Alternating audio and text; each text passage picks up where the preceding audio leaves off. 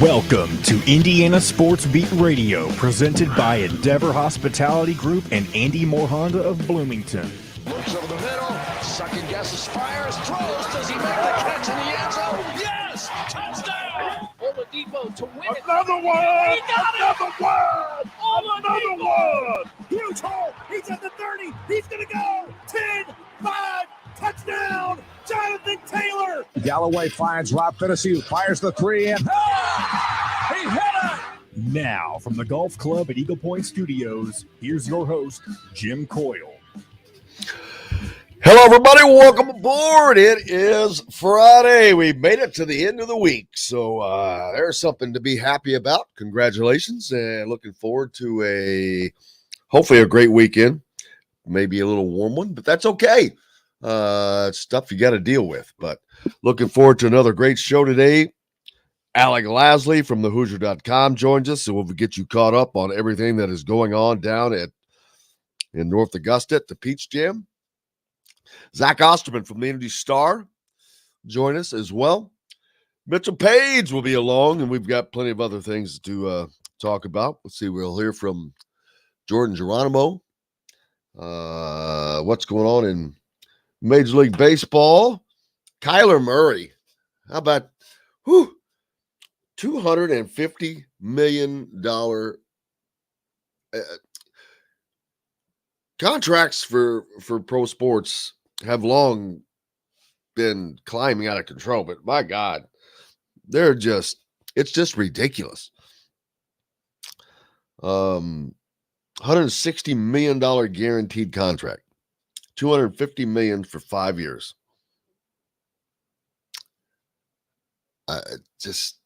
It's crazy. It just shouldn't be worth that much, but that's the deal, right?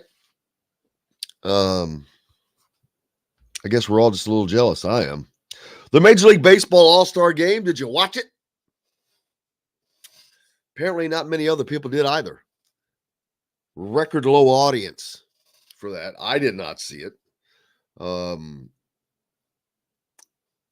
National League loses again. Crazy. Let's see. Juan Soto, trade market is not what you expect. Who's doing what? I know my Reds are not, they haven't jumped to the top of the standings, I'm quite certain. What are the Cardinals doing? Let's see. As we look over there, they're still hanging in there. Half a game back. Man, that race is tight. Milwaukee at 50-43, but they've lost 3 straight. And the Cardinals have won 2 straight, so they picked up 2.5 games. Man, that race is tightening up. That'll be fun as the season winds down. The NL West, no race over there at all, as the Dodgers have a 10.5 game lead over the Padres. But the Padres have a better record than anybody in the National League Central. So they'll probably be in. You got the Braves are 2.5 games back of the Mets, Kevin Brockway's Mets. So that's in the National League. Over in the American League, of course, the Yankees are undefeated. No, I'm kidding. They're 64-30, but that's unbelievable winning percentage. 12-game lead over the Tampa Bay Rays. Over the Central, Minnesota Twins, 50-44. They've got a 2-game lead over Cleveland. I can't say that last name, their new name. Over Cleveland.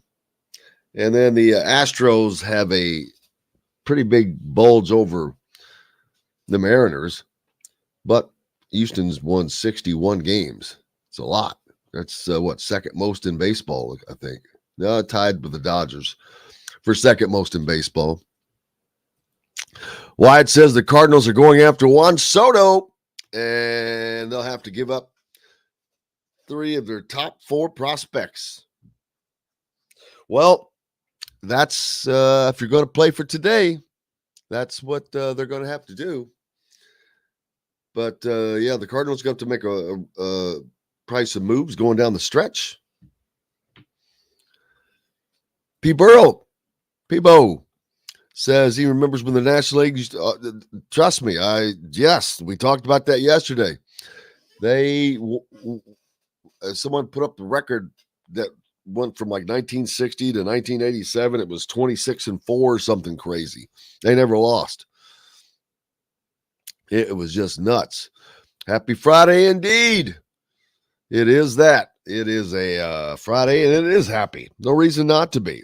Next week, Big Ten Media Days for football coming to you.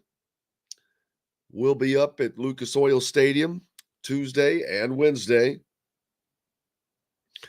Tuesday is the day that Indiana will be there. We'll hopefully have Coach Tom Allen and whatever player that is made available join us on the show before they do their duties at the media days, and then we'll be getting interviews throughout the day that we'll have for that. So looking forward, that was such a great experience last year. It just blew away anything. It had previously been always held up in Chicago, the home of the Big Ten, in some big hotel, and Radio Row was in a separate room that was just this blah, nondescript room. But now everything is on the football field, and it gives it such a better feel. And I hope that this is here to stay. It's the second year in a row now. So with the centrally located situation and the fact that it's indoors, I hope they leave it there.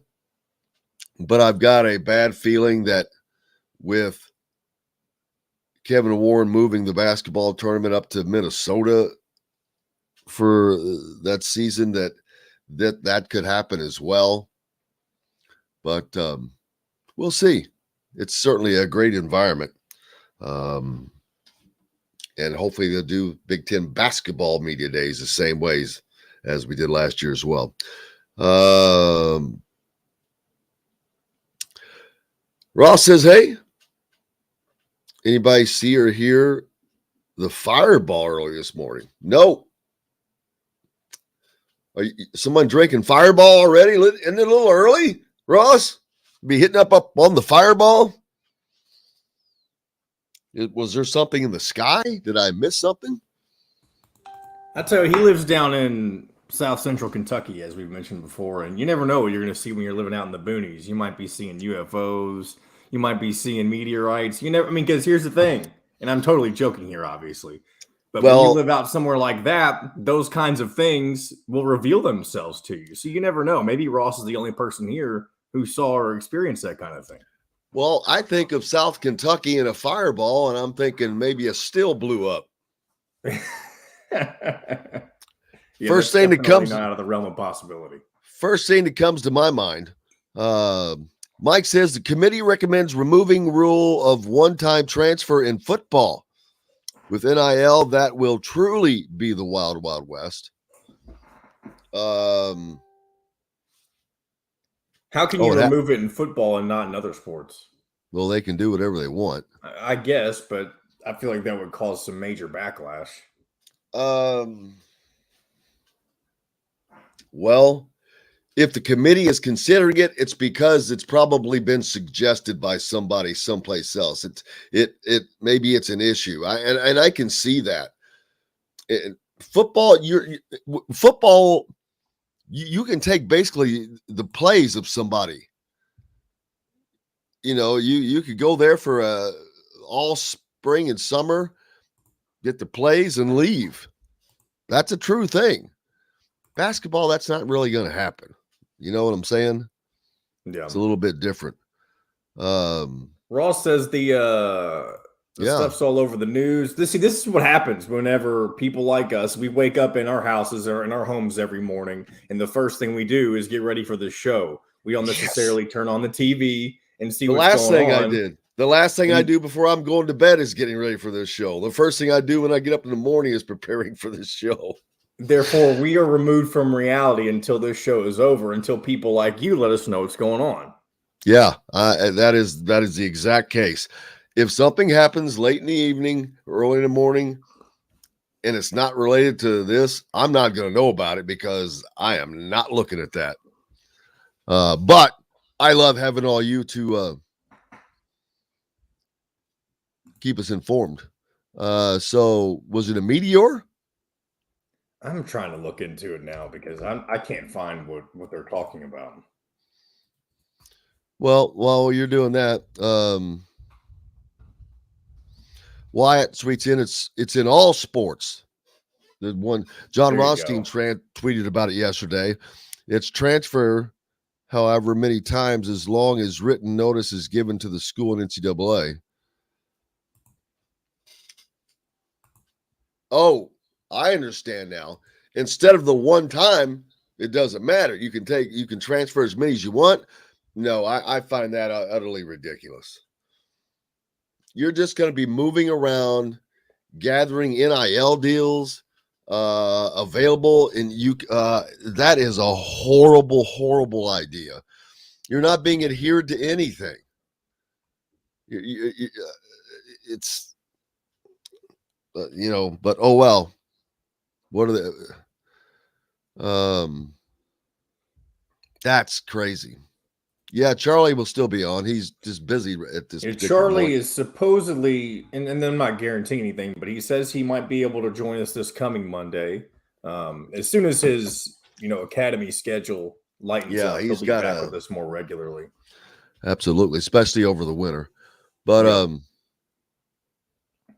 so we'll check in to see the meteor. What we have to find out what happened. I didn't see anything on when I was looking up general news stories, but who knows? Maybe there's nothing written up. Maybe it's just videos they're showing on the local stations and stuff. I don't know. Well, yeah, I'm seeing one of the first. Maybe we're being punked right now. Who knows? Tim says that California Governor Gavin Newsom is not happy with UCLA leaving the Pac-12 for the Big Ten, says they need to give a public reason for how the move is going to benefit the university. Says he was not in the talks. Well, why would he be in the talks? I was getting ready to say, I don't recall a governor ever been invited in any of these talks that's happened over the last 10 years, because you don't need to be. Number one. Number two, I'll tell you how it's going to benefit them. How much money are they making as a Pac-12 member right now? How much money are they going to be making as a Big Ten member? Boom. Enough said. There's probably about, I don't know what a Pac-12 member makes, but they don't have Pac-12 TV. They don't have Pac-12 network. They're not making $50 million is what the Big Ten was making. They're not even making that. So, what are they making? 35 million plus, maybe? Big Ten is going to go to 100 million. I am not the smartest man, and I'm not a smart man, but I can do simple math. 100 million from 33 and take away 33 million leaves a whole bunch of millions. It sounded like you were trying to do a Forrest Gump impression. It was. Thank you very much. That was pretty good. But yeah. Steve says, and thanks everybody for jumping on the Andy Moore Honda hotline. Speaking of course, we're brought to you by Andy Moore Honda, Bloomington's #1 Honda dealer, as well as the Wild Club, all Endeavor Hospitality and all of its wonderful places like Southern Stone, Courtroom Sports Bar and Grill down in Bedford, Feast Market and Cellar, Cabello, BB's Marketplace, where you can order online some great meats. Visit bbsmarket.com. You've got Metalworks Brewing Company now, the former Function Brewing Company that is just off the square on 6th Street. Probably be doing a lot of shows there this year. Looking forward to that. So make sure you go sign up for the WOW Club. They are a proud sponsor of IU Athletics. They're also a proud sponsor of Indiana Sports Beat Radio, and it helps us bring this content to you every day. Support those who support you. Seriously. Go to your Apple App Store, Google Play Store. Just sign up. It's free. They do not inundate you with stuff. As a matter of fact, I've gotten one text in 2 weeks. So it's not like you're getting pounded with stuff. They only send it out when it's relevant. But they sent out a great deal when they did. And it was like half off of an entree at Cabello. And I'm like, hello. So very nice. But make sure you go to your Apple App Store or Google Play Store. Sign up. Do it for us. It makes us look good. So thank you very much. Let's see. Steve asked, on the IU men's basketball roster, who would be the one player you would not want to lose? That's a good question. Maybe we should answer it when we come back. And I was just getting ready to say the very same thing. Alec Lasley will be joining us next from thehoosier.com. Besides getting us caught up on everything that is happening down in North Augusta at the Peach Jam and elsewhere, we'll answer that question. That's a good question. It really is. That much more here on Indiana Sports Beat Radio when we come back right after this, brought to you by Andy Moore Honda and the WOW Club. We'll be right back to the Golf Club at Eagle Point Studios for more Indiana Sports Beat Radio with Jim Coyle, presented by Endeavor Hospitality Group and Andy Moore Honda of Bloomington. Whether you're visiting Hello, Alec. How's it going? Happy Friday.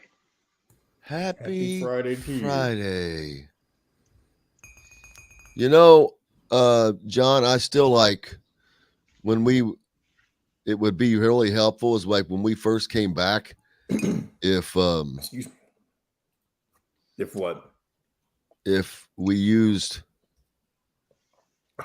oh, damn it. You piece of junk. If we used the layover as these like BB's Market when we come back, that as a layover for a second. Yeah, I need to put them all in as layovers. I can work on switching those if you want. Yeah, if you don't mind, just for a second, because that way I will never forget. Excuse me. How about that one? Los Pollos Hermanos. Alec, do you know that? No. Oh my It's your new God! favorite restaurant. I mean, it looks like a fun time. It does. Does it not look like a great restaurant too? I mean, what a logo! I don't know. Yeah, I don't know how it could be bad with that. But unfortunately, that's not a real restaurant. That is from Breaking Bad. Oh yeah. See, Better Call Saul. I got into it, but I never really fully finished all of Breaking Bad. I feel like that's you're un-American. Yeah. I love when TV shows have like that, like Los Pollos Hermanos, like a restaurant or like a specific. I guess it's usually a restaurant in the shows that like. I need to get. All right, I need to write that down. I need a Los Pollos Hermanos T-shirt. I'm not. You think I'm kidding? Like My Name is Earl. They had the Crab Shack. Yeah, but I know that's a totally different kind of show. Los Pollos Hermanos is really because that was such a powerful show. Mm-hmm. Really stood out. What's new, Alec? What's happening down at the? I've not got. I'll be honest with you. I did not get caught up on that this morning. Where are we? Peach Jam. Yeah, let me go backwards. Daggone it. Sure. Home. I feel like this has been going on for over a week. When's this end? It just started. It goes for a week. It's Sunday to Sunday, so a couple more. They start actual tournament bracket play tonight. So the first like 4 days are kind of first standings. They still play in there for standings, but you also have some of the teams that don't officially qualify for Peach Jam that still come down there, play within some of the other teams as well. So it's kind of a hodgepodge of games and teams for the first 3 days, and then when the live period starts on Wednesday, that's when they switch. Hey, over. when is Keegan there? Here we go. For Indiana Sports Beat Radio. This segment is brought to you by BB's Market in Bloomington. Now back to the Golf Club at Eagle Point Studios for more Indiana Sports Beat Radio with Jim Coyle, presented by Endeavor Hospitality Group and Andy Moore Honda of Bloomington. Welcome back. It is Friday. That should make you happy. And you're listening to Indiana Sports Beat Radio. Hopefully that makes you even happier. Alec Lasley from thehoosier.com joins us. Jim Coyle with you as always. Brought to you by our good friends at BB's Market. All part of the WOW Club, but BB's Market. Visit bbsmarket.com for online ordering, steaks, sausages, pork chops, some of the best, juiciest you've ever seen. Tell them Indiana Sports Beat Radio sent you. All part of the WOW Club. Make sure you join the WOW Club through your Apple App Store or Google Play Store. Sign up there. It's easy and free. Alec Lasley from thehoosier.com with us now as action going on down south, man, at the Peach Jam, Alec. It's been going on all week, but it's starting to heat up a little bit. Names like Deshaun Harris-Smith, who was at it yesterday. Probably, would you say that, I guess you can't say he's the highest priority because of people like Arrington Paige, but he's in that group of 2 or 3 that are what I would call the quote or the core priority right now. Yeah, Indiana's kind of zoned in on 4 to 5 guys here to wrap up 23. Obviously, the 2 that you just mentioned, Jamie Kaiser, those 3 are all on official visits to Indiana next week. So we're going to basically get a lot more clarity of where Indiana stands in about 7 to 10 days after those official visits wrap up. Especially for guys like Jamie Kaiser and Deshaun Harris-Smith. Those 2 are in a kind of a quicker decision-making process than a guy like Arrington Paige, who is still probably going to end up committing in the fall. You're not looking at any springtime commitments from this core group, which is a good thing for Indiana. And then you also have TJ Power, who obviously has been a huge priority for Indiana over the last couple of months, especially in the summer. A guy who got a Duke offer, Kansas offer, UCLA offer, and North Carolina offer, all after the first live period in July. And that's kind of, throwing a wrench into things when it comes to his recruitment, a guy who has already taken a few official visits, but was only looking, he told me, only looking to take maybe 2 or 3 senior year official visits, opposed to the 5 that you do get, because he was pretty zoned in on a couple different schools, Indiana being one of them. But with these recent offers, kind of pump the brakes. He's going to look at scheduling those visits after Peach Jam wraps up this week. So we'll learn a little bit more about where Indiana stands, especially if they do get a visit or if they don't. But those are the 5 guys. Obviously, you have Xavier Booker in there as well, but no visits scheduled at the moment. So those are the core group of guys that Indiana's looking at for 2023. And it wouldn't surprise me to hear maybe 1 or 2 newer names pop up here as we get into the spring, because Mike Woodson loves to get a spring commitment from a late, either unsigned guy or a late bloomer. But for right now, those are the main guys, and those are going to remain the core guys for 2023.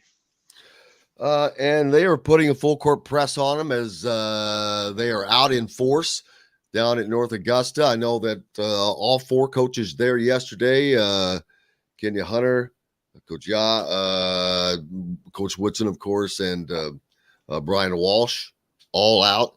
Now, I'm assuming someone is going to have to go out to California. At the last night, Kenya Hunter and Mike Woodson flew out there because Jamie Kaiser on the Adidas circuit is playing out there. Obviously, you have some other names, but he's the key guy outside of obviously committed point guard Gabe Cupps, who's out there. But obviously, with the time change, they get to basically be in 2 places at once and fly across the country for that, because he had it was about a 6 o'clock tip Eastern time for his 1 game yesterday. So they were able to catch a little bit of the early games in Augusta and then fly out So they're there this today. Probably we'll make another change, get back to the Midwest here at some point this weekend. But that's the good thing about this live period starting on Wednesday. Typically, you only get about 2.5 days for these live periods, a Friday to Sunday. Here to kind of wrap things up in the summer, you get 5 days. So you get to see a lot of guys. You get to put your staff in 4 to 5 different locations. And that's the good thing about this last live period is you get to see a lot of guys in a lot of different days. And for Indiana, they're obviously getting to see them before 3 very important names come in. I can't stress that enough, as a matter of fact. Probably the 3 biggest names to come in on a visit this year, maybe because they want nothing more than to land Deshaun Harris-Smith, Jamie Kaiser, and Arrington Paige. If they could add those 3 to what they have, this would be another. I'd have to look at the numbers, but I don't know if it would be a top 10 class, but I'm thinking it would have to be damn close. And then prognosticating, looking a little forward down the road, thinking that Indiana is going to end up with Sisley and Harrelson. And I just start thinking of the talent that's being stacked, which is exactly what Indiana has not been able to do for years. Stacking elite talent. And that's what Kansas has been able to do. Kentucky, Duke, yada, yada, yada. It's what Indiana used to do. This is what gets Indiana back to being Indiana. I'm not saying they're not going to have a very successful year this year. I'm expecting that. But the more than that comes later. That comes when you have a great class that is buoyed by great classes. And that is what Mike Woodson is trying to set them up for right now, because they have a good chance of landing those guys, especially with other spots being filled up on other teams. But Indiana it looks like a winner now. And I think that these guys see that. Even though they haven't won anything yet, that would be helpful had they were coming off of something. But I think a lot of these guys see the writing on the wall and where this program is going. Well, yeah, they see the confidence in the entire coaching staff, especially Mike Woodson, a guy who, is pretty confident no matter when he gets involved in a recruitment that he is going to be able to win that recruitment. He's done it with Tamar Bates. He did it with Malik Renault.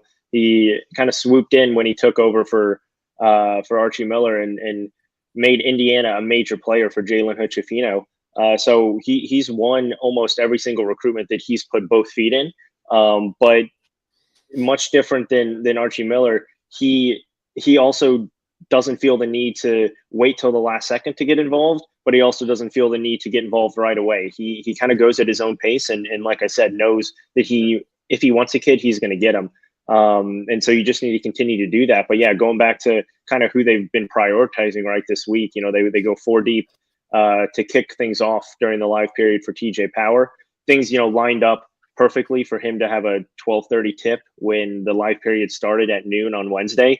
I would be interested to see if that played out, if multiple different IU guys were playing at the same time. I don't think Indiana would have gone 4 deep for him, but nonetheless, that made a huge impact on TJ Power. Just talking to him briefly after that game, he definitely noticed it. He definitely said that it made an impact on him. Now we'll see what happens when he does decide to schedule some visits, but then also going 4 deep to Deshaun Harris-Smith, who has now become a huge priority for them with an official visit next week, and then go 2 deep again for him yesterday. They've put him up in that top bucket. But then you look at guys like Arrington Paige, who's obviously not able to play this week out with an injury. Doesn't necessarily hurt Indiana that way, since they already have a visit scheduled for him, and then go out to see Jamie Kaiser. So they're putting all their eggs in a couple different baskets, which is not typically something that we've seen from Indiana. It's usually 1 or 2 guys that they're kind of fighting for. Now you have 5 or 6 who Indiana is really heavily involved with and has a good shot of landing all around. But To your point, to go a little deeper into the 25 class, right? Jalen Harrelson, Trent Sisley both have junior or rising sophomore visits coming up to Indiana in August, when sophomores are allowed to begin taking visits August 1st. Harrelson will be there August 1st. Sicily will be there August 2nd. They're both visiting Purdue the other days. So Sicily goes from Purdue to Indiana, and then Harrelson goes from Indiana to Purdue. Those two teams obviously seem to be the two most heavily involved in both of their recruitments. But Harrelson's going to be a national prospect here. We've already seen multiple different Midwestern schools offer after that second June period, and then first live period in July. So we're going to see more, ACC schools. I'm not too worried about him getting a bunch of different offers. And then I think Sicily will stay more kind of in the Midwest in terms of the offers that he does get. Super skilled, obviously, but just does not have the same kind of flash that you see in a Jalen Harrelson, a 6'6" point guard who can pretty much do just about anything you want right now. Does he have an offer from Iowa yet? No, he will. I assure you. And so you look at those two, and Indiana went 4 deep back-to-back days for both of them. You don't normally do that for class of 2025 guys. So that just shows you exactly what Indiana thinks out of those two guys. But obviously how much they're prioritizing class of 2025 guys when a lot of people are still, focused on 2023 prospects. Well, these two, this is a pair that anybody's going to want to have as a group, as a pair, because they're different players. It's not a 1-2 here. It's more like a 1-1-3 with Sisley being a wing. He's more of a 3. And then, but is Harrelson 6'7"? About 6'6", 6'7", yeah. Wow. I mean, and he has the length to show it. He's a point guard, right? Yep. I mean, that's what's so intriguing about him, is because he is so skilled, so athletic, but he's also so big, and he has such a good frame and not just big by, and Alec is not talking about just big by being 6'6", 6'7". He is thick. He looks like a fullback. Yeah, and he has a terrific frame, and that's why so many programs are now starting to get more involved, because they have seen him more. Right? Obviously, these coaches aren't going to be able to see him when they're not in the state. And yes, I see the comment down there. Iowa did offer both of them after the first July live period. So they both got offers there, but obviously brand new into that recruitment. But yeah, a lot of these other schools outside of Indiana haven't been able to see these prospects that Indiana has, and kind of put both feet already in that recruitment. So Indiana definitely has a leg up when it comes to both of them. I think the Jalen Harrelson push is going to be a little bit stronger, just with his skill set that Indiana really wants out of a point guard. Sicily shot the ball well from 3 in the summer so far, about 41, 42%. So much better than I think a lot of people were expecting. But he needs to do that consistently. Doesn't play with some of the best talent on his roster at the high school level. So, we'll see what it turns out to be next year when he gets back there. But yeah, this summer he's had a terrific summer. I think turned a lot of heads when it comes to his development over the past 6 to 8 months. We've got a lot more to talk about with Alec Lasley from thehoosier.com. Make sure you give him a follow at Al Lasley, and go to thehoosier.com. If you haven't signed up, you should. You can sign up for free. There are stories up, all kinds of content in regard to what's going on, and include much other things, but a live link of everything that's happening at the Peach Jam as well. We've got lots more coming up, and we'll be back with it. Brought to you by our good friends from Metalworks Brewery, part of the WOW Club. Metalworks, located just off of the square in Bloomington on 6th Street, right off the corner from Cabello. Stop in and try the craft beers and a great new fine fare. Back with more Indiana Sports Beat Radio right after this.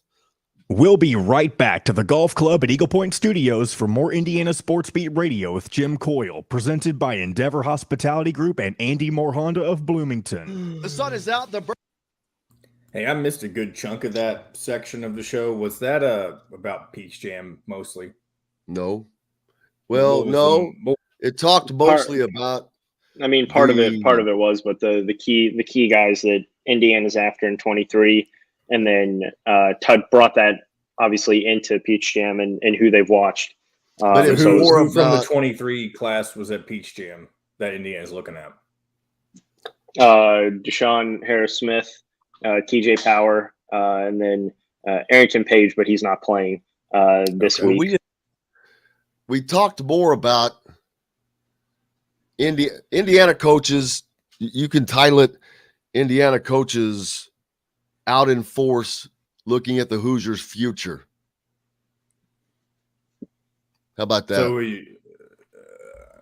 if I'm able to make it look good on the thumbnail, that's fine. But I mainly just need to know what it was about, and I'll take it from there. But so the players, the coaches there, and Peach Jam kind of all in one little. You know what a good picture would be? All four coaches. Don't worry about the players. Seriously. I mean, I get it, but Jim, you know the way I have a kind of a certain formula I do with the thumbnails. Okay. Yeah. I'm trying to veer away from it. I mean, you could just do it for the live period, just a general live period one. So live period update. Well, no, because that's what we're really going to get into next. Then I mean, you can just say something, just an overall recruiting update. If we're just going to talk about the live period next. Normally, I would already have been paying attention, but I had to step out. Jim, I'm having air conditioner issues again. If it hasn't ever, it's not bad in here right now, but I woke up and my pipe was frozen on the inside of the laundry room, where it's something totally different. But I'm this close to having to buy a whole new unit, which is not going to be fun to deal with. But that's why I had to step out and why I didn't know. I'll tell you what. One thing we did talk about Woodson jet setting, because they had to go out to California to watch Jamie Kaiser. All right, here we go. 2021 Honda certified pre-owned Accords, Civics, CRVs, HRVs, and Pilots. See dealer for financing deals. Andy Moore Honda, Bloomington's #1 Honda dealer. Get more to your door with AndyMooreHonda.com. Come see us at the all-new Andy Moore Honda, now in Bloomington. This segment is brought to you by Remax Advanced Realty, Indy Home Pros team by Cheryl Sizemore. Now back to the golf club at Eagle Point Studios for more Indiana Sports Beat Radio with Jim Coyle, presented by Endeavor Hospitality Group and Andy Moore Honda of Bloomington. Welcome back. It is Friday here at the golf club at Eagle Point Studios, Indiana Sports Beat Radio. Jim Coyle with you as always. Alec Lasley from thehoosier.com joins me as he does each Friday. Make sure you go to thehoosier.com, get signed up to keep updated on everything IU sports news and recruiting related.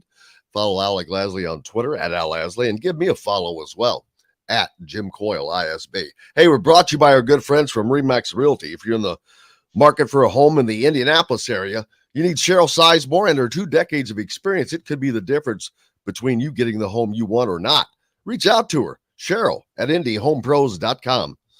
Alec Lasley with me now as Indiana basketball is jet setting around the country, spending most of their time probably down in North Augusta at the Peach Jam, which is the championship for Nike's EYBL Tour.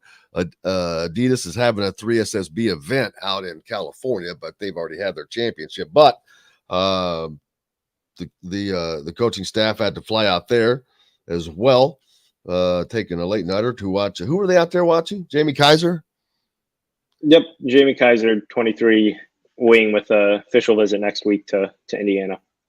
Well, in the last segment, we talked a little bit about, chasing those guys, but Kaiser, Arrington Paige, and Deshaun Harris-Smith, and Harris-Smith is the latest into that, but Is there any chance they land all three of those guys? I mean, they could, but they won't. They're going to get one of the two, most likely of Kaiser and Harris Smith. If one of them does pick Indiana, they're not going to get both of those guys.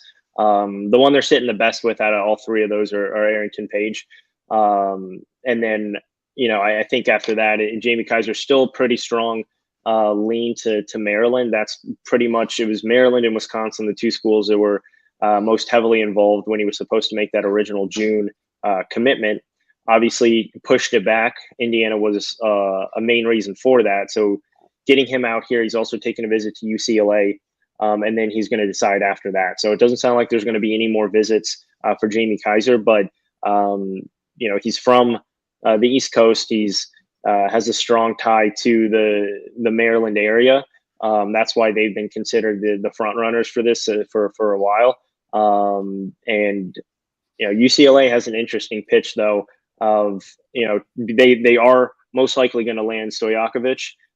So if you look at Stojakovic and Jamie Kaiser, you can kind of look at what they've had over the past year or two with their wings, and make that same pitch for Mick Cronin out there of how he utilizes a lot of his 6'6" to 6'8" wings, both being pretty ball dominant and both being really high level scorers. So those are probably the two schools that you have to watch out most for when it comes to Jamie Kaiser. Harris Smith, it's still, he's kind of blown up here in the last couple live periods. Obviously, he had some good offers before. Xavier, Penn State, Maryland, and Villanova are probably the main core group of schools for him.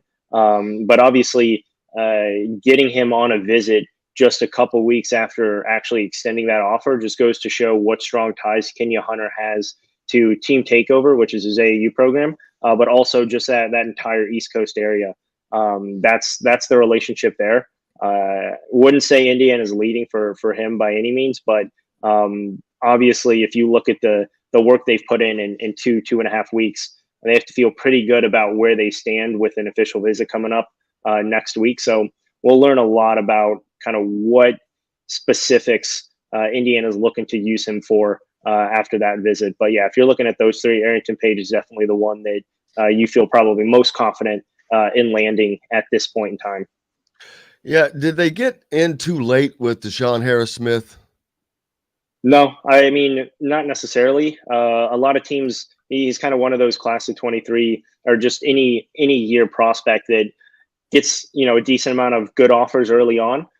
His recruitment kind of levels off a little bit because he's not one of those top 50 kids, but he's still a top 150 kid. He's just kind of in that weird bucket of, all right, he's a really good player, but he's not great. So we're not going to put all of our eggs in that basket early on in the recruiting cycle. And this is when you hear a lot of those, kind of ranked 80 to 150 in the class kids right around this time towards the end of the summer, when a lot of these coaches are able to actually get out and see these prospects for the first, second, maybe time, or maybe they haven't seen them at all. So that's why you hear a lot of names pop up around the beginning of July. And that's why July is such a busy month when it comes to visits and recruiting, because it's the last 2 or 3 times that you're going to be able to see a kid and either, try to get them on campus or to push for a commitment. And that's why a lot of commitments happen right around this time. You'll see a lot, either commitments or visits set here in the next 7 to 10 days, especially when the live period ends. And that's why it's one of the busiest times of year for recruiting. But when it comes to a guy like Deshaun Harris Smith, you don't feel too bad getting in at this point because now he's in decision-making mode. But if you're a school that comes in and shows a lot of priority for him, then you're going to get a visit. And that's exactly what Indiana's been able to do. I'm looking at his numbers right now from down here at the Peach Jam, and there's some that are just striking out. Sticking out at like crazy as I'm trying to figure this one.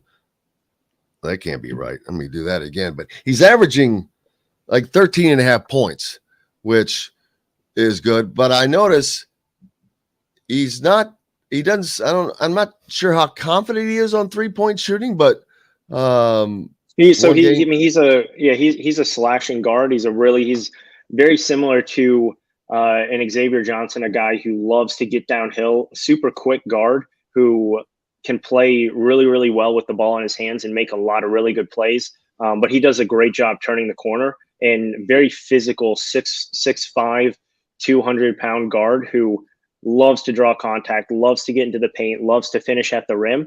Not a lot of guys can truly stop him when he gets a full head of steam going into the paint. Teams do sag off of him. You saw that a couple times over the last few games. But here he has hitting 2 threes in the last 3 games that he's played. So he's not going to be a guy who's ever going to light it up from deep. That's not his game. You don't need him to do that. But he's a guy who's very difficult to stop when he turns that corner and puts his head down and goes downhill.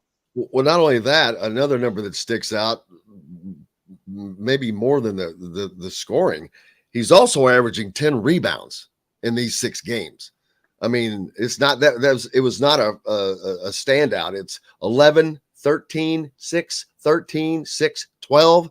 That's an unbelievably high number for a guard. He's either missing and rebounding a lot of his own slashing shots, but that's a lot of rebounds, man, for a guard.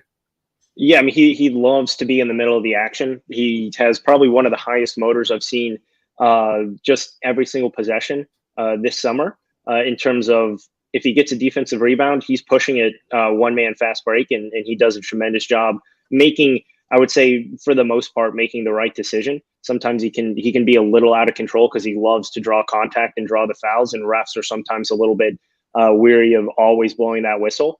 But no, I mean, a lot of his offensive rebounds that he gets are just off of either tips or loose balls that he hustles to go get, before other players, or because he's already in the paint. He's extremely long and extremely physical, so he just out muscles some of these other guys. And he always wants the ball and always wants to go get the ball, whereas a lot of kids, wait for that ball to come to them. He actually goes out and goes to get it. And that's the big difference. But yeah, he's put up tremendous rebounding numbers all week, obviously, with 4 double-doubles in 6 games as a guard, but done that all summer, and was tremendous in high school at doing that as well. Deshaun Harris-Smith in action again today, but it's not till later this evening, so that'll be 6:30. And people can stream these. Tell them that where they can watch the live. Now, first of all, you can go to thehoosier.com for complete live updates. Keegan Nicholson is down there from thehoosier.com. Alec is on there as well.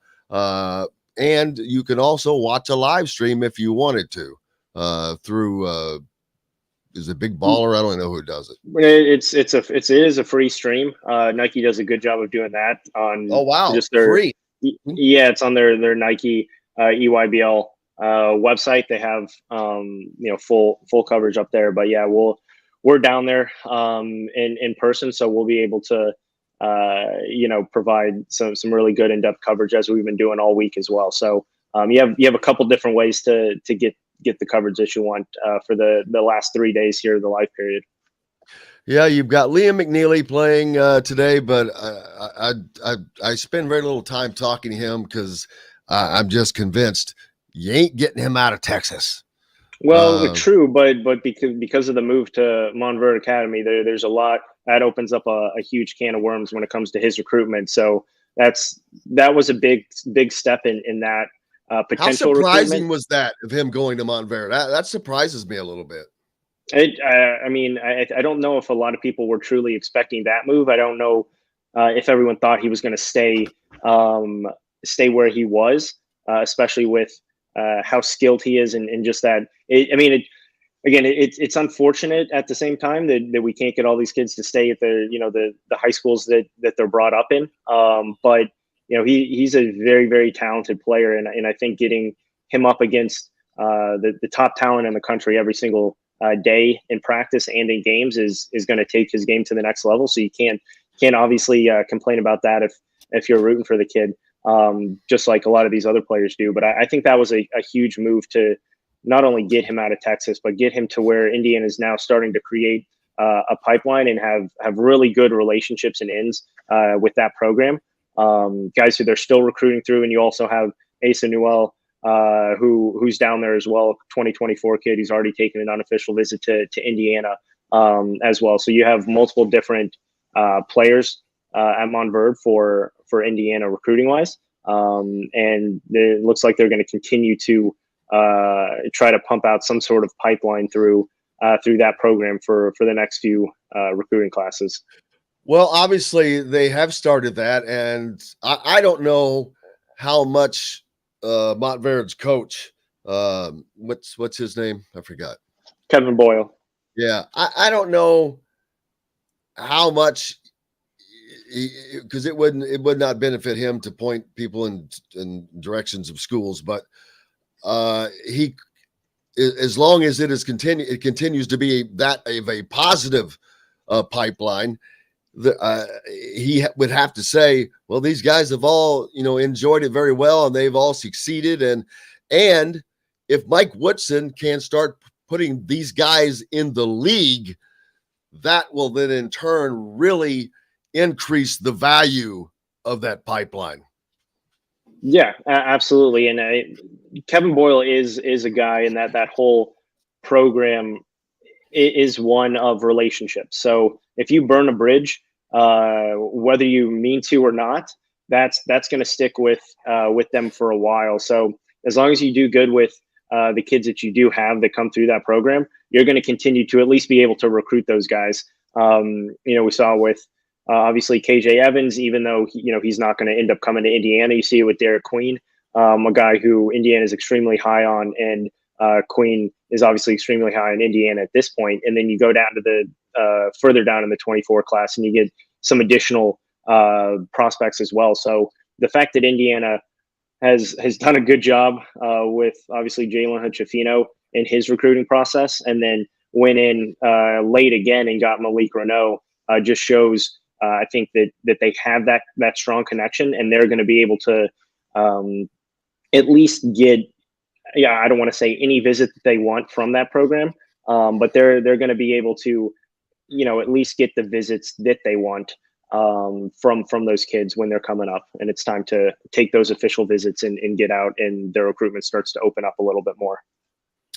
Other guys that are on the floor today down there, Yves Missy, Boogie Fland, they play for PSA Cardinal 16U. Let's see, TJ Power is this afternoon as well, if you want to watch him.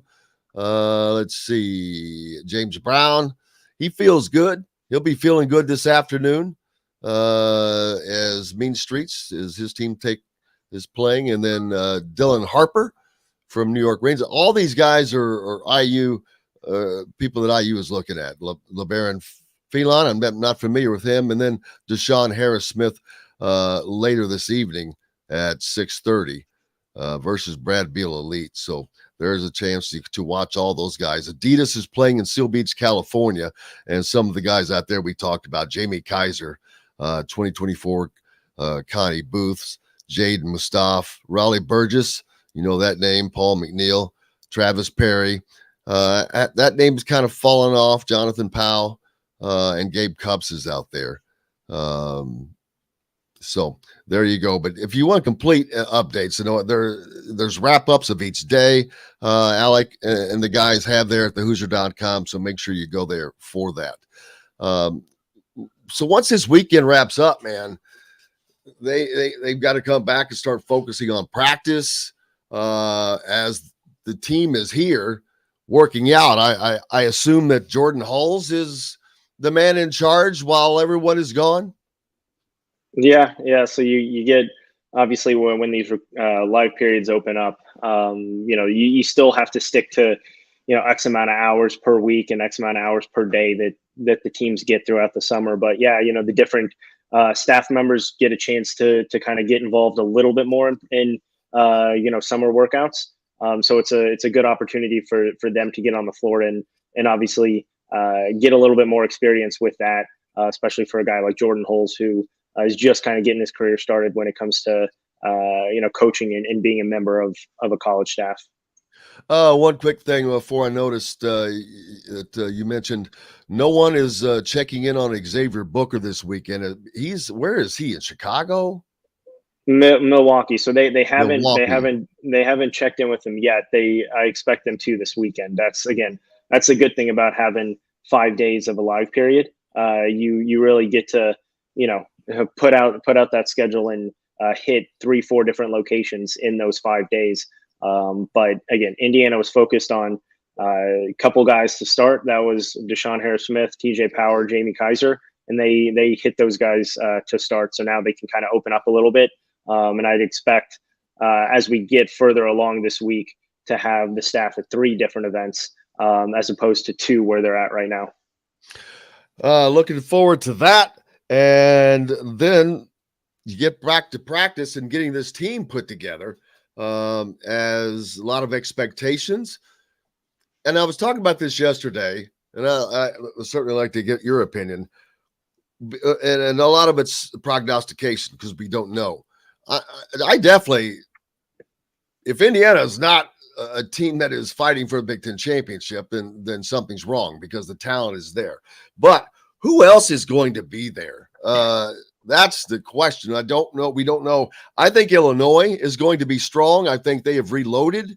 And I've talked about this. I think Brad Underwood has done an under the radar. I haven't given him a lot of credit. I didn't think much of him, but I'm like, you know what? They've been there for these last. They've been battling. So he's keeping them up there. But I don't know what Michigan's going to be like. I know they're going to have Hunter Dickinson, but what are they going to have with him? Purdue, you got Zach Edey back, but they've got a lot of losses. How strong can they be? What's Ohio State going to be like? You can never count out Michigan State and Wisconsin. That's a lot of teams hell, I didn't even mention Maryland, but it's a lot of teams that we don't know much about. Yeah, and I mean that's the thing. We don't know a lot about them because there's so much turnover, and that's why Indiana is the favorite. At this point, as we sit here, July 22nd, and have been for ever since Trace Jackson Davis made his announcement that he was coming back, and they obviously landed Malik Reneau because they returned that core group of guys who have been now playing together for a few years. You have your point guard and Xavier Johnson back after a really good finish to his season.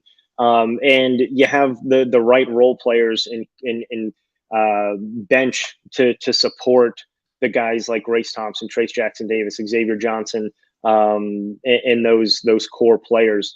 And you have a Jalen Hood-Schifino who's expected to have a significant role on this team. And we haven't even talked about Tamar Bates, who everyone's expecting a jump up from, and Miller Kopp, who obviously struggled last year, but I think is going to have a much better year without having Parker Stewart on the floor with him. And so, yeah, Indiana has the talent to obviously win the Big Ten. I think that's the expectation within that locker room, and even outside of that locker room, even nationally. I think a lot of people are looking at Indiana as this year for that to happen. Now we'll see what happens, right? They still have to put some of those new pieces in the puzzle the right way. But they have the depth. They have definitely the talent to do it. And you have the chemistry that I think took a little bit last year to really mold itself together. Not even to mention the fact that they've now played under Mike Woodson for a year, most of these guys, and know what to expect when it comes to offensive and defensive schemes. So I think you're going to see a much better Indiana team. And you're going to see them, obviously, what we've talked about many times now, early on in significant nationally televised games, very early on in the season. So you'll have some fun action to get the season started. Whereas maybe it hasn't been that way for Indiana over the last couple of seasons. I don't know if Brad's asking will Indiana land Booker or Paige, but they're different players. But I think, in my opinion, Indiana's actually probably in better shape with Paige than they are in-state Booker. Alec would know best. Yeah, again, at where it stands currently, yes, and it shows with Arrington Paige having a visit scheduled, and we're still waiting a little bit on Booker. Obviously, he's going to announce his top list on Monday, So we'll see what happens there. I still would expect Indiana to be on that list, but it'll be interesting to see kind of who fills that one out. The only visit he has scheduled upcoming is Ohio State. So there's still a lot of movement to go on when it comes to Booker's recruitment moving forward. Ohio State gets a lot of success when they get people on the last visit. DJ Carton comes to mind. A quick question from Chris Lewis. He said, how tied are high school players to their AAU shoe manufacturers? My answer to that is that does not seem to be much of a factor anymore, with some exceptions, i.e. most notably someone like the Wagner kid who didn't he sign a deal with Nike? So there's, I don't know all the specifics. Obviously, Indiana is nowhere near that recruitment, but obviously a Nike school in Kentucky, and then you look at an Adidas school when it comes to Louisville, the two teams that are vying for that commitment. But I mean, that pretty much kind of seals that, right? He was in a photo shoot with a Nike partner the other day or this week, and so I don't know if he's officially signed a deal with Nike. I think he's signed a deal with that partner. I know there were a lot of Kentucky Louisville people going at it yesterday and the day before when all this stuff came out about whether or not he's officially inked a deal with Nike. Wouldn't obviously surprise me at how talented he is. But yeah, that's kind of the most notable one. I think they are to a certain extent, a lot of these kids, but I think it's more so the people in their inner circle that are probably a little bit more tied to, if they have specific handlers or if they have specific relationships, that's what does it. Not so much the shoe company that sponsors that program. Well, that actually brings up two questions for me. First of all, if you're going, when you know the two schools that you're down to, that Louisville and Kentucky, and you know that Louisville's an Adidas school, and you know that Kentucky's a Nike school, why would you even do something like this instead of just announcing it? Just make your damn decision and announce that. Come back with this other crap afterwards. To me, this is just game. Now you're playing games. Now you're purposely manipulating the fans. You're trying to draw attention to yourself. I think that is plumber when he's getting all the attention in the world as it is already. I'm like, wow, that's a player that already has this kind of me attitude. But I could be wrong, but we'll see how that goes. There's no way I think he ends up in Kentucky anyway, especially now if that is true. But probably was the case anyway, which I couldn't care less. I get tired of the shenanigans. Don't put out a list of 10 schools. It's ridiculous. But they're gonna do what they're gonna do, man. So you got complete coverage this weekend of everything that's going on. Is the big wrap up on Sunday? Championships on Sunday. Yep, for both 16 and 17. So we'll be there on the ground through the end of the week here. Well, make sure, like I said, you give us a follow on Twitter. You can follow at Indiana Rivals on Twitter for updates, as well as at Al Lasley and at Jim Coyle ISB. Please do so. We'll give you complete updates of everything that's going on down there, but go to thehoosier.com for live updates and everything that is happening with on-site reporters and everything else. Alec, thanks very much, brother. Appreciate it. Have a great weekend. I appreciate it. Have a good one. You too. Back with more Indiana Sports Beat, brought to you by our good friends from Barbara Pop Realty Services in Southern Indiana. If you're looking for a home in the Louisville, Floyd, Clark, Harrison counties down in Southern Indiana, Barbara Pop Realty Services has covered the area for nearly 3 decades. They can get you whatever you want, wherever you want, for the best price. Reach out to Matt Lincoln, Matt at barbarapop.com. We're back with more Indiana Sports Beat Radio right after this.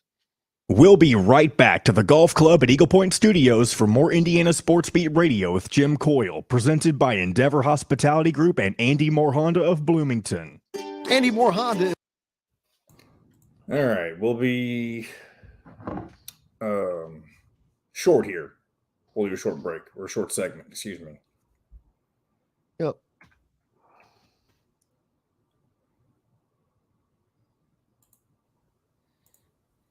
And then Mitchell Paige will be with us.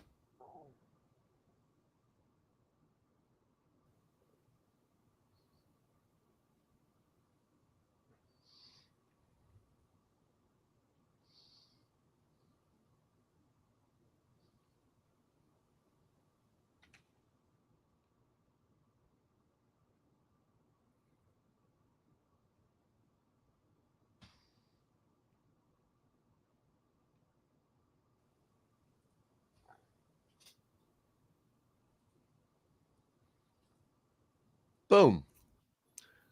There you go. I got to start doing that stuff too. Excuse me. Damn it. I meant to make that 1. It's all right. We'll go through and clean it up. You know what? Did we ever add that Hoosier Ticket Project stuff to the anywhere? On what? On the Hoosier.com? Yeah, let's see. So yeah, that's not something I normally do, so I don't know if anyone else did. Hoosier Ticket Project. Sticky page.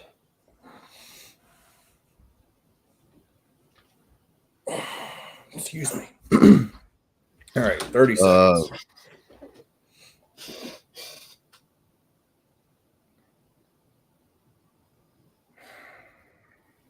I tell you what, I know people love the summer, but I love the summer. I bet those people have never had air conditioning problems. I have. I did. I'm not right now. It's kind of cool in here. I'm not going to lie. Here we go. It's you in the home you want today. Cheryl at IndyHomePros.com. This segment is brought to you by Reynolds Family Dentistry in Sellersburg. Now back to the Golf Club at Eagle Point Studios for more Indiana Sports Beat Radio with Jim Coyle, presented by Endeavor Hospitality Group and Andy Moore Honda of Bloomington.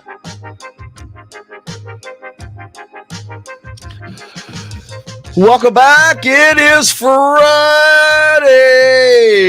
and that's a happy day. It's blue skies out there, but I think it's going to be quite warm again. It was not bad yesterday. I got to be honest with you.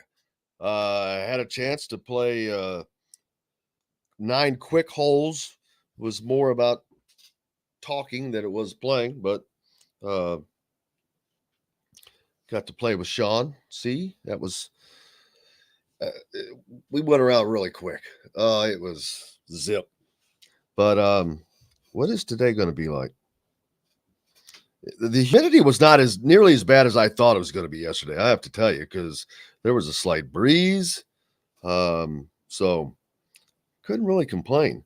It's going to get up to 93. Oh my God, tomorrow and Sunday. Saturday, 97. Get out of here. Get out of here. The group of guys we normally in the summertime play golf on Saturday as a group, 12, 16, you throw in $10. We always played at 11 now, and then somehow it got moved to the afternoons. And last Saturday, it was like a 2:45 start. That back 9, I was like, guys, it was like hell on earth hot. And so I decided to take a pass this week. Thank God. I didn't know it was going to be 97. Woo! Son. That's just a little too warm. That's not necessary. Now, and if it wasn't going to be, if the humidity is not going to be too bad today, 51%. Could be worse. It's going to climb tonight, but what's going to be like Saturday on that 97-degree day? Well, humidity won't be too bad, but it's going to be pretty damn hot. UV index 9 to 10. So get out and have some fun. Great day to get on the boat. If you get out there, be warm enough. Go out and do something. What is everybody doing this weekend? Don't forget about the Hoosier Ticket Project at HoosierTicketProject.org. We had Jason on early in the week, and you can go there, donate, do all kinds of things to help them out. We've got to get that information up on the Hoosier.com so everybody can find that as well. And then don't forget as well, next Tuesday night, the Kyle Guys Dizzy Runs Pro-Am at the Mojo Sports Complex gets back underway. I'm going to try to get up there. Also, what do we got? Where are we in the TBT? Who's, I know, let's get this thing refreshed. Who's winning? Who's losing? Oh, they got these stupid things. Man, you can't put the short names on there. No one expects to know. What's Xavier's team or Mo's team rather?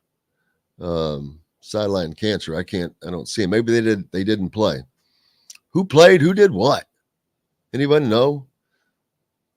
This is actually today's schedule. 1, 2, 3, 4, 5, 6, 7, 8, 9, 10 games scheduled today. So there's that. I have not gotten to see the TBT yet, so I'm going to have to catch up on. You know what? That's a good thing to do while it's so hot this weekend. Where are the results? Let's see, Omar Crew, Team Overtime, Gutter Cats as always. They've got a lot of teams in here, man. Still have not seen Americana for autism, so it's cool. I still have not. There we go. Sideline cancer defeated diabetes 78. Ooh, a tight one. 78-77. That was on Monday. That was the round of 64. Then they beat Zip 'em Up. No, they lost. 89-81. So they're in the Xavier Regional. Not sure when they play again, but that puts them in, I guess, the losers bracket. Is this a double elimination? Is that how it works? LA cheaters. That's funny. What do you think about the Elam ending? I need to get Mr. Elam on again. We usually have him on every year during the tournament. Friday beers versus mental toughness. Blue collar. Love some of these team names. The nerd team. There's Bayheim's Army back. India Rising. That's the closest we have to an Indiana team. You know, I talked to Kyle Guy. Next year, I'm gonna make sure that happens as well. I'm gonna keep talking to him about that. The Syracuse Arena regional is already down to play-ins, man. The round of 32. Wow, a lot of these teams are from Wichita Regional. So I guess Xavier Regional is a little behind. But let's see. Yes, double elimination. Thank you, Wyatt. Appreciate you. Yeah, Mo plays on Sideline Cancer. Tim's going to Jeffersonville River Stage tonight for Scotty McQuarrie. He's just got that deep voice. Yeah, this is Scotty McQuarrie. Hey, you know who's opening up for him, though, is our buddy Clayton Anderson. Oh, is that right? Mm-hmm. Well, I'll be damned. I wish I was going down there to see him. But you know what? It's time to take a break because it's time to turn the page, baby. I wish we could see. You should just play the beginning of that. Can't you play that part? I don't even know what you're trying to do right now. Turn the page, a song. Turn the page. Oh, it's one of the most famous songs. Golly, what do I gotta do here? Handhold? Even if though, how could I have had that ready, knowing you would make that reference, or not knowing you would make that reference? I use that. That is Mitchell's. That should be his. If he does a show, it should be the name of his show. Turning the page with Mitchell. There you go. Of course, that would be the. Of course, that would be the theme song. But you it almost sounds like it would be like if he was hosting a show like The View, though. No. But you don't have to. You don't have to play any of the lyrics. Just the beginning of that saxophone, man. That's all. That's it. Oh, I know. I'm not saying that's not what I'm referring to. I'm saying if he had a show called Turn the Page. Well, maybe when we come back, it would be the first 10 minutes, we'll hear a beautiful saxophone sound. And it definitely will not be from Nickelback, John's favorite band. Pretty sure they don't play saxophone. But back with more Indiana Sports Beat Radio with the man, Mitchell Paige, brought to you by School Courier, part of the WOW Network. Make sure you go to the WOW Club and sign up. It is free. Apple App Store, Google Play Store. Back with my man, Mitch, right after this. We'll be right back to the Golf Club at Eagle Point Studios for more Indiana Sports Beat Radio with Jim Coyle, presented by Endeavor Hospitality Group and Andy Moore Honda of Bloomington. Whether you're visiting Bloomington, the man. What's up, dude? How are you? I signed on a little bit too early. I didn't need to hear you singing. Hey, I might have to grab some saxophone music now, even if it's not what he's referring to. I don't know what in the world he's talking about. See, I'm not the only one. I had no idea what he was talking about. All right, just listen. How are we supposed to know anything from that little singing that he just did? John, just pull up the song. I'm here. Just pull up the song, turn the page. It's the very, very beginning of it. All right, I'm going to do that. But if we get a copyright thing, I'm never doing this again. Okay. Just saying. It's a no doubt. I got to drop out. Hold on. No doubt that that's a copyright issue. Well, now you're supposed to be able to play it 30 seconds or less. Why don't you come up with a song, Jim? Just play it on the guitar or something. All right, it's ready. We'll see what happens. Have you ever heard this? The moment I publish the show, it's going to say whatever record deal this record company that this song was produced by deal with is going to be on there. Yeah. I've never heard that. John, did you listen to the start of it? Yes, I know this is the song that you want. Did it start it sounded like what I was talking about? The sound you made didn't sound like music at all. It's kind of hard to imitate a saxophone. That's fair. That's fair.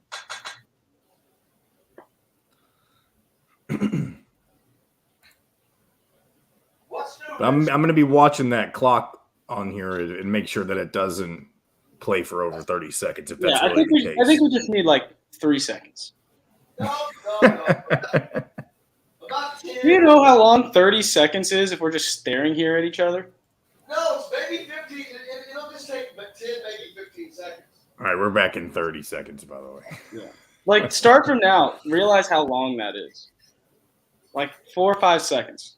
That's all we need. I'm saying that's what you're allowed to play. I think that rule has changed because I've gotten copyrighted for less than 30 seconds before, but we'll see. This is an Oh, experiment. I like Pete's idea right here. Here we go. Honda.com. Come see us at the all-new Andy Moore Honda, now in Bloomington. This segment is brought to you by Courtroom Sports Grill in Bedford. Now back to the Golf Club at Eagle Point Studios for more Indiana Sports Beat Radio with Jim Coyle, presented by Endeavor Hospitality Group and Andy Moore Honda of Bloomington. Turning the page this Friday with my man Mitchell, baby. Got you fired up. I love coming on this show. Oh, yeah. It's I look forward to this every week. Oh, I hate when I have that meeting that I have to go to that I can't come. not as much as I do, but that is the song, man. That's a great walk up.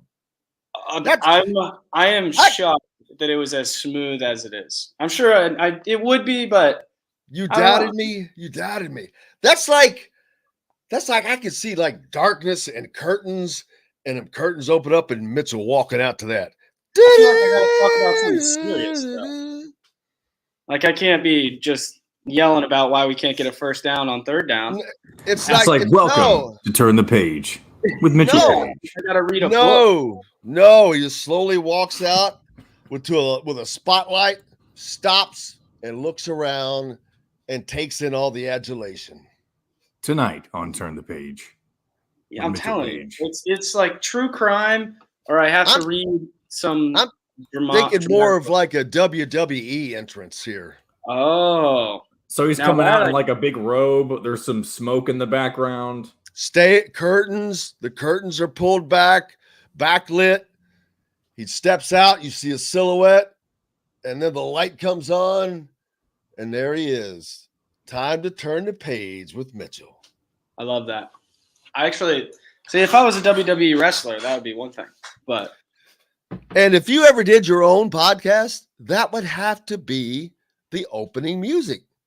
That's the name of the show, Turning the Page with Mitchell. Well, there may be something in the works. Trust me, I'm always working on something. Always. How are you? I'm good. I was at home. I finally got back to Indiana for the first time since December. It was fun. I wish you would have let me know, but I'm sure you were up in Indy. Yeah, we were in Indy, and I had a golf tournament. I was playing in the member guest at Woodland Country Club with my dad. Where is Woodland? Woodland's in Carmel. It's like 116th and Keystone-ish. You have to go down a little bit on 116th, a little west. But, yeah, I like this idea that Pete had. I was saying that right before we came back. I love that, but do we have anyone that is musically inclined? I know that we have me and my singing and that. Don't doubt. And I could sing it, I guess, if I had to. You don't believe. Believe in the people. That might show up. Now it would be awesome because maybe someone plays a guitar. Who knows? Yeah, my DMs are open. If Jim won't accept it, my DMs are open. You come up with something, send it to me. I think Mike's talking about the Turn the Pager that I played. That was. I agree. It was better than I anticipated. How do you not know that song? I don't know. First of all, I've been saying this Turn the Page thing forever. Yeah, I thought you just. I mean, it's a play on words. That's the name of that song is Turn the Page. Jim, what you got to understand is I know you're second graders are like, turn the page, making fun of me. You were like 6 years old, probably. You don't even. Yeah. Do you even know who Bob Seger is? Yeah. Okay, he sings that song. But when you're saying turn the page to me, that's like flashback to a bunch of second graders making fun of my name. Yeah. Didn't hurt my feelings. See, you had an easy name. I'm like, what the hell were they making fun of Paige? The problem was the first name. Mitch, the kid, started learning some curse words pretty early, and they're like, wait, that rhymes. Well, my parents like to call me Jamie, and it made me so damn mad because I would get made fun of because Jamie Summers was the Bionic Woman on TV, and they'd call me Jamie Summers, Jamie Summers. I hated it. Your parents did that? Yeah, they called me Jamie. I don't know why, but Jamie was a common name for guys. Yeah, I kind of like that. See, it's another name that girls took over. It was a guy's name, and then girls started getting called that. I grew up on Jamie Drod. Who? I grew up on Jamie Drod. I can't remember what the address is, but did you ever? And you could have possibly listened to Jamie Johnson. I might have. Man, that would be Inception. What are we talking about today? I don't know. Forrest said he saw Seeger twice in Atlanta and once in Dallas. Boom. That was pretty good. That song came out in 1976, by the way. All right, hey, a little before my time. Yeah, but you know what? How many Rolling Stones songs came out before my time? And I know we know them. Yeah, I mean, it's a lack of culture from me. I take the responsibility. What's new with you, man? Big Ten Media Days next Tuesday and Wednesday. I know. I like the crop of guys that we're sending. I wish you would have planned your trip to come up on this weekend, and then you could have extended it a few days, and you could have been out at Big Ten Media Days live as a correspondent. I know. I never got the invite as a player, so I have to. I feel like I would have been good at Media Day. You would have been great. This is the only thing I'm good at. I wasn't very good at running fast. You know what? I would love for you. We've got to plan this next year if possible. Okay. I would love for you to be up there and going around and talking to, because they do the breakouts. You haven't even gotten to go to one, right? No, I never got the invite. Well, what happens is on Tuesday, you've got half the schools there. Well, Kevin Warren will go up and brag about all his stuff, and whatever he's doing. And then each coach they speak in basically alphabetical order: Indiana, Illinois, yeah. So Tom Allen, I think, will probably be first, and then he finishes speaking to the masses, the mass media, and then he'll do what's called a breakout. He'll go into a smaller little stage area. They have like 8, 10 mini stages set up with tables and whatnot, but he'll do what's called a breakout. He'll go to one of those tables, and so swarms further. Yeah, more. That's where more local media or maybe some of the teams that they're going to play, they'll go there and talk to him and be able to ask him more questions. And that's the same with the players. They do those breakout sessions at those tables. But you have access to all the coaches. It's the only time as what you would call a beat reporter. I'm going to get there and directly ask a face-to-face question to James Franklin or Jim Harbaugh or those guys. And it's kind of fun too. Now, the fun part though is always for me,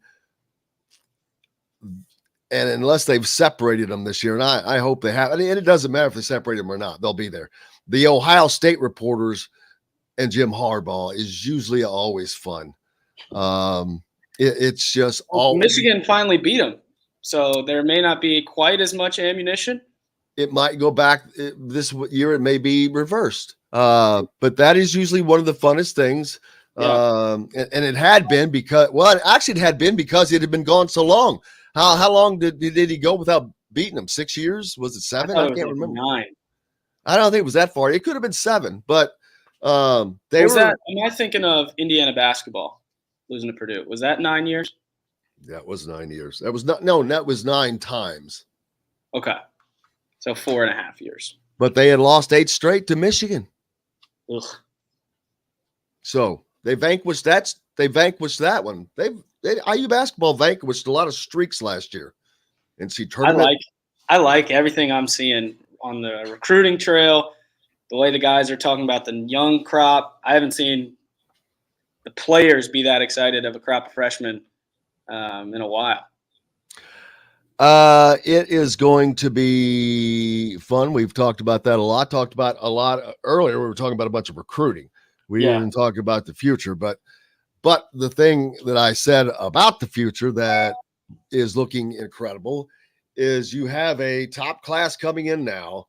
Indiana is in line.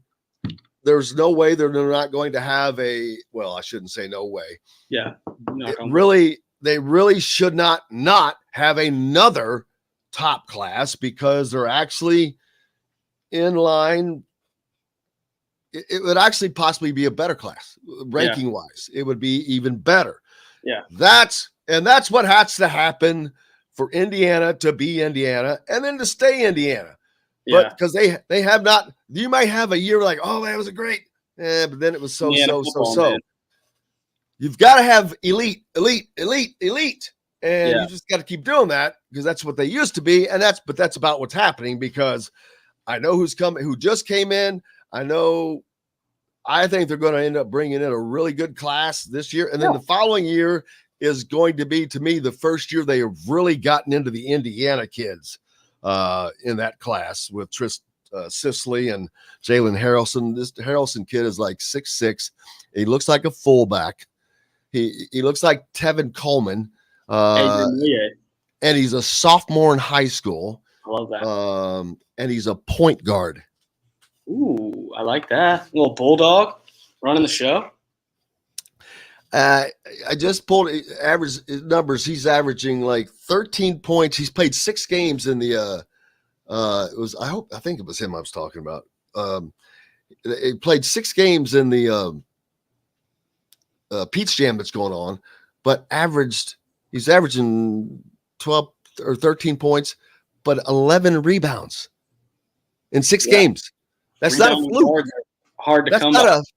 He had double-digit rebounds in virtually almost every game. That's incredible as a point guard. Yeah, that's what we're looking for. 6'6", that's plenty big.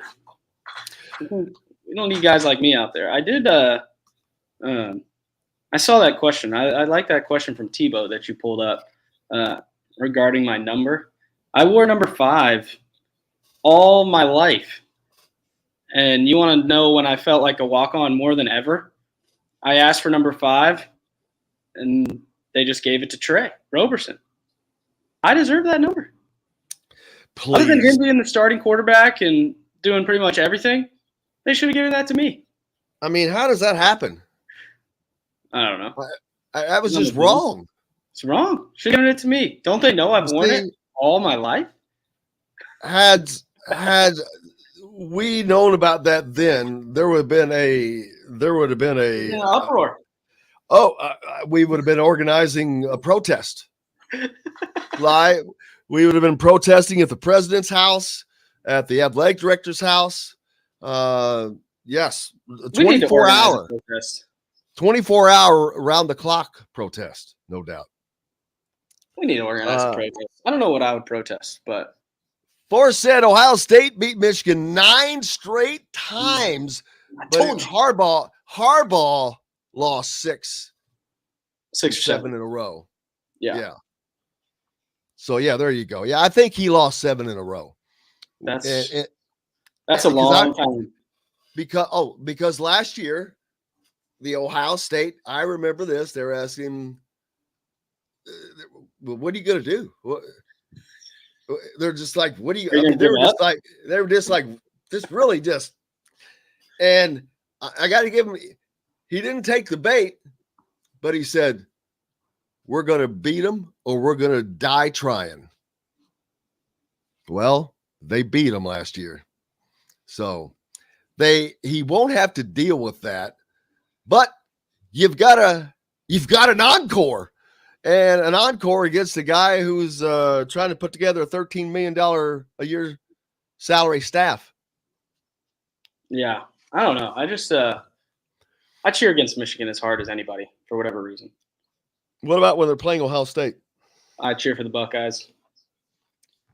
Big time. Really? Big time. Yeah. Oh, that's a good question from Brian. Thanks for asking, Brian. I missed it by a couple shots. I played okay. I forgot about that. Yeah, thank you. Yeah, there was some really good players. Bunch of guys that played at University of North Carolina, Duke. See, what was it? Some kind of open? Frozen on us. He may have to froze drop on us, yeah. He may have to drop out and he'll come back. Let's while we're waiting for him, we can go ahead and take our last break if you're ready. Oh, perfect. Bam! Hey, Indiana Sports Beat Radio coming to you on this Friday. I hope you are having a great one and ready for a great weekend. We're trying to have some fun here and lighten up your day and get it started. Mitchell Paige is with us. We'll be back with him. Brought to you by our good friends at Feast Market Cellar, part of the WOW Club and the WOW Network. Make sure you go there and sign up. Start earning WOW rewards today. It's easy to do so at your Apple App Store or Google Play Store. I've got it downloaded, and it's awesome. Back with more Indiana Sports Beat Radio right after this. We'll be right back to the Golf Club at Eagle Point Studios for more Indiana Sports Beat Radio with Jim Coyle, presented by Endeavor Hospitality Group and Andy Moore Honda of Bloomington. Whether you're visiting... All right, am I back? Yeah, you're back. You're back. Sorry about that. We've had some serious Wi-Fi issues at the office.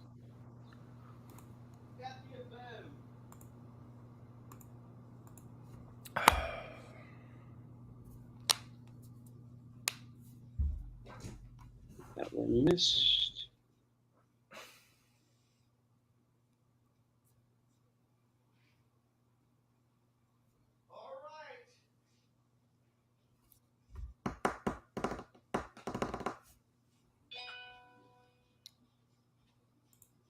Hey, when he was talking about recruiting at the beginning, did you think he was talking about football, and then you realized it was basketball? Because that's what I thought happened.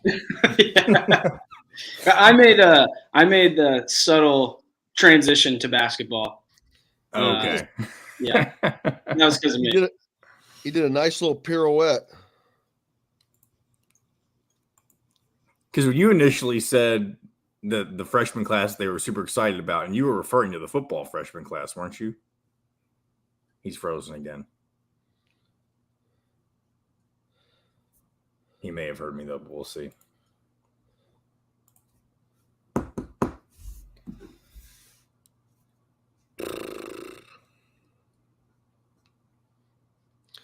We're going to start. We need to create a segment, a once a week segment, and we should do it with Mitchell, because I got the visors and the hats in, baby.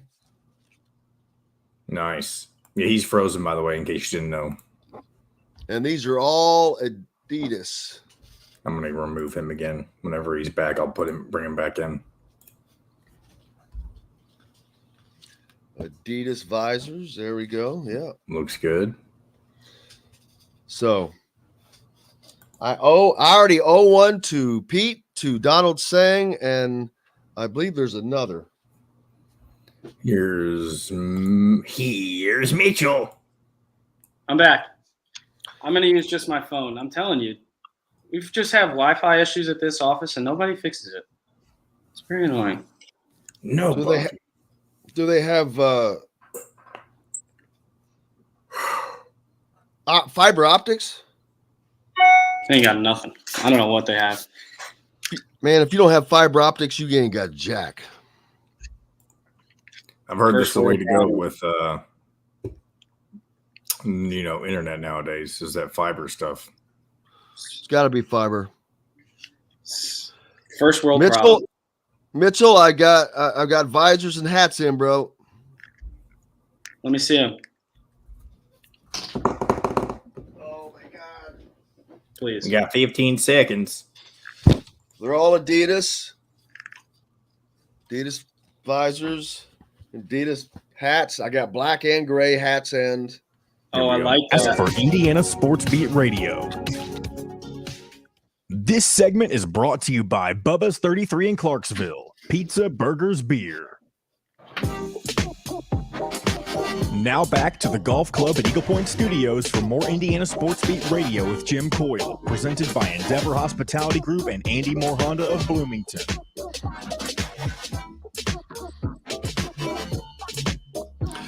Welcome back. It's Friday here at Indiana Sports Beat Radio. Thanks a lot for joining us. Mitchell Paige, Jim Coyle with you, Golf Club at Eagle Point.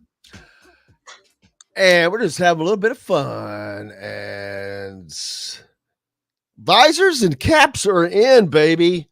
It's time to start giving some stuff away. Mitchell, we got to come up with a segment next week to start create. I don't know. We'll have to come up with some Mitchell trivia.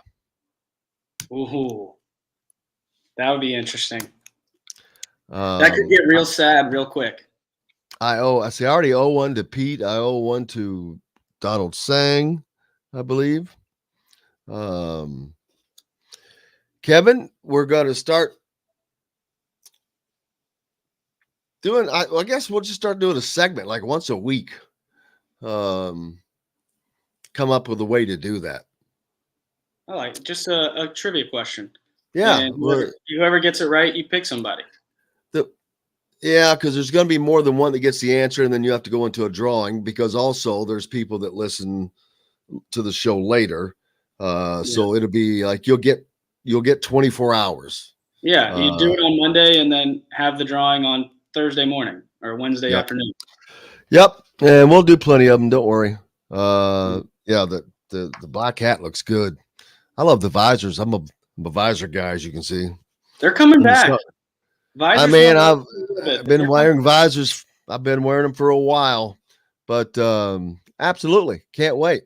It's just got the golf hat on. What's going up with you this weekend? And did you watch the Open? Yes, of course. Oh boy, can't wait. No, the British Open. We lost him. As he asks and leaves, yes, but he's Did curious he ask me a question? thoughts on. Yeah, he asked if your thoughts on the British Open. Yeah, of course. He asked me if I watched it. Then yes, I can't imagine. I mean, that is just tough. The whole world cheering for Roy McIlroy. The golf world needed him. The hero we all deserve.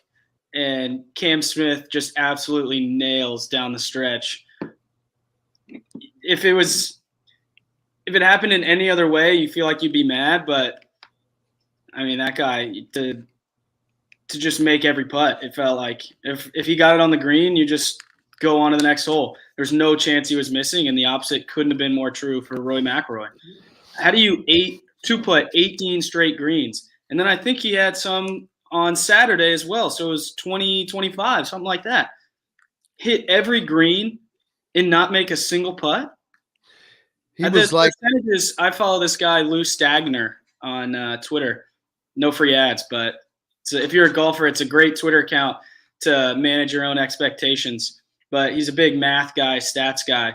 And he said the probability of hitting every green and two putting every green is like 1.4% or something like that. 1.4% of the time. And he just needed to make one of them. I wonder who came closest to him in doing that. That course seemed to play a lot easier. Well, it just didn't get windy. That's the only way to protect it, is just didn't get windy. And they were talking about that at the beginning of the week. And pretty much every British Open is like that. If it doesn't get windy, these guys are so dang good. They can make anything happen. The wind is what protects it. It's not like a U.S. Open where you have super tight greens that are really fast and rough that's up to your knees. They rely on the weather and hope to get some rain and make it miserable to be out there. And the Open's fun to watch because generally it's more of a mental tournament.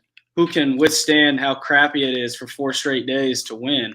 And we didn't get that. But we got a great tournament. The stripe show from Cam Young, that guy's people. I don't think the PGA Tour does a good enough job at promoting their players. Hopefully the Live Tour will. Cameron Young, Will Zalatoris. Cameron Young is a rookie. And if they don't, they're going to lose. If they don't, they're going to lose those guys to the Live. I don't know if they'll ever lose him, but I think Donald Trump was probably right in the merger idea. It just won't go away. They're getting more and more momentum after the season. Who knows? It may be a free for all, and then you have no choice but to merge. But for the PGA Tour not to be promoting a guy like Cameron Young, that's a young, absolute superstar, hits the ball 8 miles, is really just solid in every aspect, to not be promoting him and putting him in feature groups and making him the center of attention as much as they possibly can. Like, get that guy paired with Rory McIlroy every week if you can. What about Will Zalatoris? Will Zalatoris, I agree, but Scotty Scheffler. Yeah, they've made themselves easy to promote.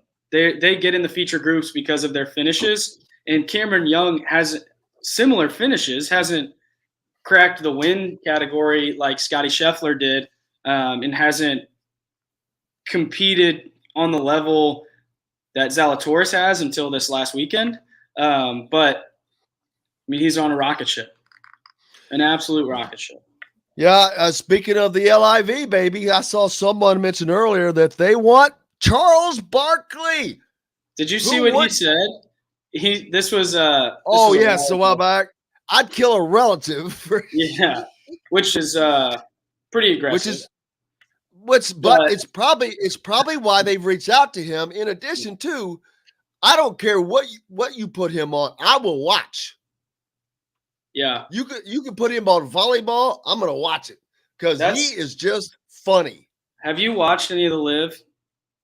No. It's interesting. It doesn't feel like a big time event, and I think a big part of that is the broadcasters they have right now are not great, and they're always referencing like, oh, this is a huge event, this is a big event, and then it just feels like they're promoting Saudi Arabia the whole time. It's very, very bizarre. The broadcasters. Who is broadcasting the game? I don't even know. It's one of the guys. He was. No, what network? What network? It's on YouTube. Oh, it's only on YouTube? Mm-hmm. So wait a minute. They've got all this freaking money, but they can't afford to. Well, no TV picked them up. Nobody wants to get their hands dirty. Start their own network. They've got billions of dollars. Yeah. It ain't that hard. YouTube's a cheaper way to get to similar mass audience. I mean, there's like 30,000 people, 40,000 people watching. Our biggest audience, our biggest audience on this show is become on YouTube. It shocks me. I know that our great friends down in Evansville on the Ref listen, and we pre-shows on 97.7 ESPN. The Ref, always the great call, always the right call. You can hear Dan Agursky and all Evansville sports and the Cardinals. But yeah, we're also on YouTube, but more people probably have started to come watch us on YouTube than anything. Yeah. And part of that is because they can watch it at their convenience. Right. Where right now when we're on the Ref, it's at X time. But they can go watch this at any time they want and stop, go back, listen to you, stop, go back, whatever. But it's a major sports network. I find it hard to believe that if they tried hard enough, man, this is business. You're telling me no TV net bull crap. They didn't try hard enough. I wish that you could hook me up with whoever's doing it. I said, I'll get you on TV. Yeah. I promise you. That would be a great opportunity for us, buddy. Check into that. Yeah. Well, they're still, like the train is still leaving the station. They only have 8 events this year. They're doubling it up next year. And we'll see. I assume it gets even more professional. I think there's been 2 or 3, I don't know, but I've watched most at least a day of each of the tournaments, and the product has been just better and better and better and better and better. David Faraday did also leave Yeah. to go there, and actually I like him. I would. That's a significant hit to the PGA Tour. It is because that's probably the biggest hit they've had so far.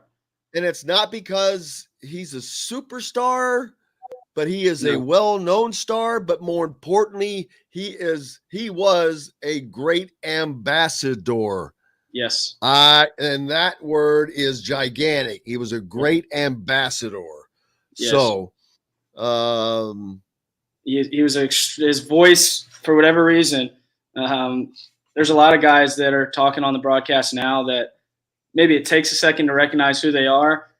David Faraday, you knew right away who it was. Most people. I mean, I don't know if you've seen his show on Golf Channel. It's unbelievable how good hello, he is. friends. Yeah, I mean, hello, he makes friends. it. Welcome into another edition. David Faraday here. Oh, today we'll talk to the great Mitchell Paige. What's he been That up would be to? something. I'm telling you, he's so good. And it was because you know why? To me, he was good enough at golf. He was a pro, but he was not great. But he got to play with some greats. Yeah. He was an alcoholic, I think. And so he went through all that.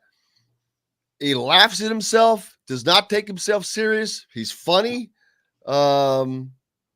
It's a great combination, and he's very personable. So yeah, that hurts to them. It's not going to be the last. It's not going to stop, man. First of all, I'm not political, but this is the most hypocritical crap I've ever heard of. It's for people to bang on the Saudi. I'm not like a fan of Saudi Arabia, but I'm not stupid enough and naive enough to go, wait a minute. I could give you 10 examples about America doing this, that, and the other thing. So please I don't want to hear that crap. There's too much stuff that goes on that people like to ignore. They like to see what they want to see. And I'm like, it's hypocritical. It's just gotten stupid. Now, I don't like the fact that they're buying it. Yeah. I wish it would have been competitive, and I wish they would have been able to come together. But I think the PGA better because the major events people are still going to watch because the guys can still play in most of those. We'll see. We'll see. They're not going to borrow them from the Open. They're not going to borrow them from the Australian They're not Open. going to borrow them, but everything's based on the OWGR, the World Golf Ranking, and that has very specific criteria for what qualifies. Yeah. And the LIV doesn't qualify for pretty much any of it. There's 72-hole events. Their strength of field has to be this. And as their world rankings fall, their strength of field goes way down. Just because your name's Dustin Johnson doesn't mean that you're a number one player in the world regardless. If you're not playing in any 72-hole events that are sanctioned by the OWGR, a year from now, you're going to be the 500th best player in the world. And that goes for everybody else. And now all of a sudden your strength of field also doesn't qualify. So it qualifies for now, but I mean, to have something like that going on, it just is, I don't know. It'll be interesting to see. I think they have to go to 72 holes. And there's also, once you qualify for the official World Golf Rankings, you check all the boxes. There's still a year grace period that you have to wait before that starts counting, and by then all your players will be below the number that you need to have the strength of field, and it's kind of a downward spiral. So they're in a bit of a race against the clock, and I think there's some changes that need to be made to the format. I don't know, 54 holes versus 72 holes. I don't know how much that's how much that really impacts the players. It's professional golf. I think it should be 4 days. Yeah, I agree. I mean, you've got 2 days of grinding it out to make it to the end. That's part of the thing. That's part of it being tough. It's golf, all right? You're not getting hit. But let me tell you, playing 4 rounds where you're walking And it's the mental aspect of that's professional golf is 25% physical and 75% mental. Right. It is just the ability to do what they do. They already have. They have the physical skills that they have. That does not change from the time they walk onto the course to they walk off. Their physical skills. That is an ongoing battle from the time you put that first tee in the ground until you sink that last putt. Every shot is different. Every shot you have to think about, and every shot you have to give all your focus to. That's why I'm so bad. I truly believe my ADHD just does not allow me to do that. But we're about out of time. Unbelievable. I know. As always, when you're here, it goes fast. Thank you, my brother. Make sure you reach out to him if you're looking for property anywhere in this country. He spans the globe. He's world renowned. Absolutely. He's like the wild, wild world of sports, man. Appreciate you, Pete. Always fun. It cannot be fun. It cannot be any funner without ending the show with my man Mitch. Thanks to Alec, Lasley as well, and John, the producer. Most importantly, thanks to all of you. Without you, we've got no reason to be here. Mitch will go out and have a great weekend as well as everybody else. Until then, I'm Jim Coyle. I will see you on the radio. Thanks for listening to Indiana Sports Beat Radio. Be sure to subscribe to our YouTube page for more clips and team coverage of Indiana basketball, football, and more. You can also find full episodes and tons of other content on thehoosier.com. We'll see you next time for another edition of Indiana Sports Beat Radio.